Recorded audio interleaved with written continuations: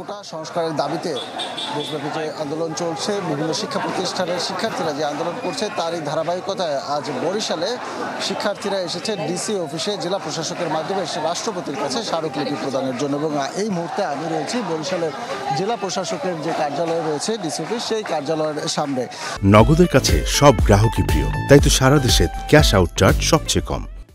কিছুক্ষণ আগে বরিশাল সরকারি পলিটেকনিক ইনস্টিটিউটের যে শিক্ষার্থী তারা এই কার্যালয়ের সামনে এসে উপস্থিত হয়েছে। এর আগে তারা বরিশাল নগরীর কাকুলির মোড়, যেটি সদর রোডের কাকুলির মোড়, সেই কাকুলির মোড়ে তারা অবস্থান নেয় এবং সেখানে প্রায় আধা ঘন্টার মতন তারা সড়ক অবরোধ করে রাখে এবং সেখান থেকে পরবর্তীতে মিছিল সহকারে জেলা প্রশাসকের কার্যালয়ের সামনে আসে। এছাড়া বরিশালের সরকারি ব্রজমোহন কলেজ এবং বরিশাল বিশ্ববিদ্যালয়ের শিক্ষার্থী যারা, তারাও এইখানে আসছে।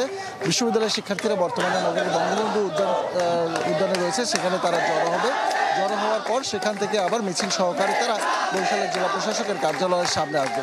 এইখানে অন্যান্য শিক্ষা প্রতিষ্ঠান সহ সব শিক্ষা প্রতিষ্ঠানের শিক্ষার্থীরা আসলে সেখান থেকে বরিশাল বিশ্ববিদ্যালয়ের শিক্ষার্থী সহ অন্যান্য শিক্ষার্থীর প্রতিনিধিবৃন্দ যারা রয়েছে তারা জেলা প্রশাসকের কার্যালয়ে গিয়ে তাদের এই স্মারকলিপি প্রদান করবে। শিক্ষার্থী যারা রয়েছেন তারা বলছেন অনগ্রসর যারা জাতি এবং প্রতিবন্ধী যারা রয়েছে তারা ছাড়া বাকি সব কোটা বাতিল করতে হবে এবং কোটার যে পরিমাণ রয়েছে সেটি সংকুচিত করে স্বল্প মাত্রায় নিয়ে আসতে হবে। এই ছিল বরিশালের পরিস্থিতি। রানা, ধন্যবাদ আপনাকে। দর্শক, আমাদের আরেক সহকর্মী ইতিমধ্যে যুক্ত হয়েছেন ঢাকা বিশ্ববিদ্যালয় থেকে, বিদাকে দেখতে পাচ্ছি। জুমাতুল বিদা, কি খবর থাকছে আপনার কাছে?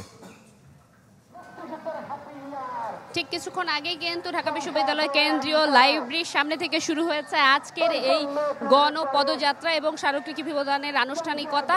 ঠিক এই মুহূর্তে কিন্তু ঢাকা বিশ্ববিদ্যালয়ের কেন্দ্রীয় লাইব্রেরি থেকে বিভিন্ন বিশ্ববিদ্যালয়ের থেকে আসা যেই সাধারণ শিক্ষার্থীরা রয়েছেন তারা নানা স্লোগানের মধ্য দিয়ে কিন্তু শাহবাগ অভিমুখে যাত্রা শুরু করেছেন এবং তারা আসলে তাদের স্লোগানের মধ্য দিয়ে সংসদে আইন করার মধ্য দিয়ে যেই সংবিধান অনুযায়ী সুযোগের সমতা সেটি নিশ্চিতের আহ্বান জানিয়ে যাচ্ছেন।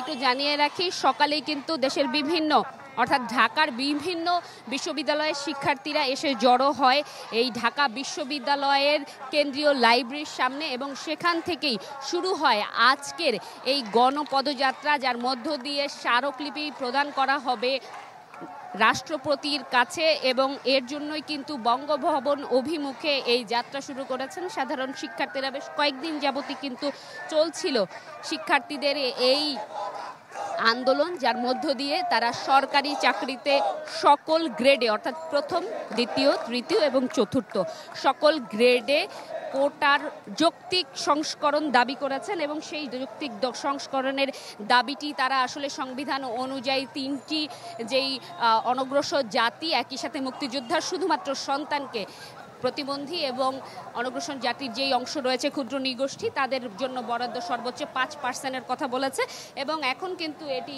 শাহবাগ অভিমুখে আসলে টিএসসির দিকেই এখন যাচ্ছে এই আন্দোলনে। তাদের যেই মিছিলটি সেটি আপনারা যেটি ক্যামেরার চোখে আসলে দেখতে পাচ্ছেন। আসলে আমরা রয়েছি এখানে এবং চেষ্টা করব সর্বশেষ তথ্যটুকু জানানোর, যে তাদের এই গণপদযাত্রা আসলে কি পরিস্থিতি রয়েছে, কত দূর পৌঁছলো সেটি। বিদা, ধন্যবাদ আপনাকে আমাদের সঙ্গে যুক্ত হবার জন্য। দর্শক, আমাদের দুজন সহকর্মী যুক্ত হয়েছিলেন কোটা সংস্কারের যে আন্দোলন শিক্ষার্থীদের, সেই আন্দোলনের বিস্তারিত খবর জানছিলাম তাদের কাছ থেকে।